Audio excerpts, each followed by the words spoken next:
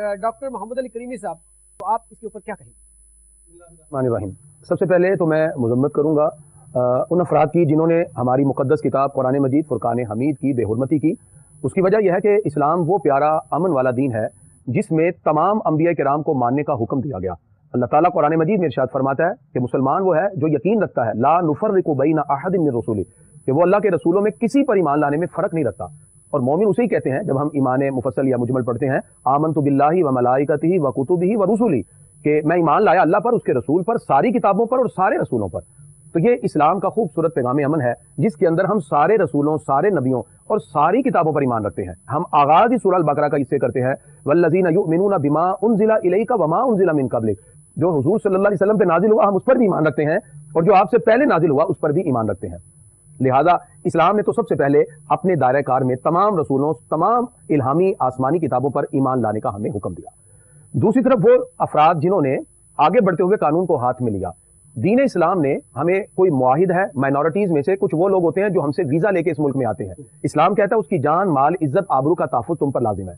दूसरे वो गैर मुस्लिम होते हैं जो यहाँ के मकामी रहने वाले हैं, वो उनको ज़िम्मी कहा जाता है, यानी जो वीजा लेके आएगा उसे मुआहिद कहेंगे। इस्लाम कहता है उसकी भी जान, माल, इज्जत, आबरू का तहफ़्फ़ुज़ तुम पर लाजिम है। जो यहाँ के मुकीम हैं उन्हें इस्लाम ने ज़िम्मी कहा। माइनॉरिटीज में आते हैं उनकी इज्जत, जान, माल, आबरू का तहफ़्फ़ुज़ भी हम पर जरूरी है।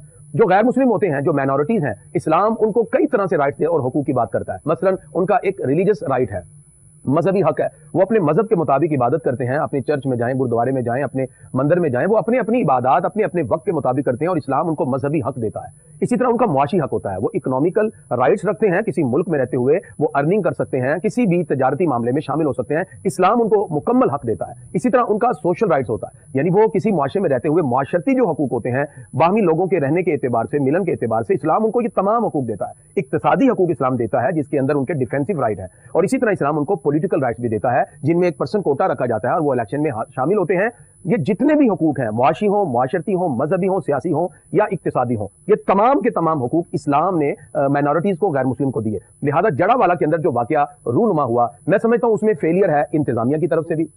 जब एक वक्त दिया जाता है तो उस टाइम के अंदर एक बाकायदा तौर पर हिकमत अमली तैयार की जा सकती थी। जारी बात है कानून को हाथ में लेने वाला अगर बढ़ रहा है तो मुमकिन है उसके पेश नजर ये हो कि जो पहले माजी के तनाजुर में वाकयात हुए और उसके अंदर इंतजामिया का कोई पॉजिटिवली कदम ना उठाना, ब्लैस्फेमी के केस में आज तक किसी को सजा नहीं मिल सकी, और इस मकाम पर जिस वक्त हौसला अफजाई होगी तो फिर अवाम मुश्ताल होती है। इंतजामिया का फेलियर मैं समझता हूं, लेकिन इस हालत में भी किसी शख्स को यह इजाजत नहीं है कि वो खुद जज बने या सालिस बने और सड़कों पर फैसला शुरू कर दे।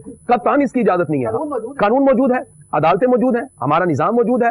आप किसी भी मामले में इख्तिलाफ राय रखते हैं, रखें, और ये इंसान का हक होता है। किसी को कोई हक नहीं है खुद से वो फैसला शुरू करे। बिल्कुल, वो अपना किसी तरह भी फैसला नहीं कर सकता, ओपिनियन में फर्क हो सकता है, और यही तो इस्लाम की खूबसूरती है। इस्लाम हमें क्या कहता है? अल्लाह फरमाता है कुल या अहलल किताब तालौ इला कलिमतिन सवाइन बैनना व बैनकुम।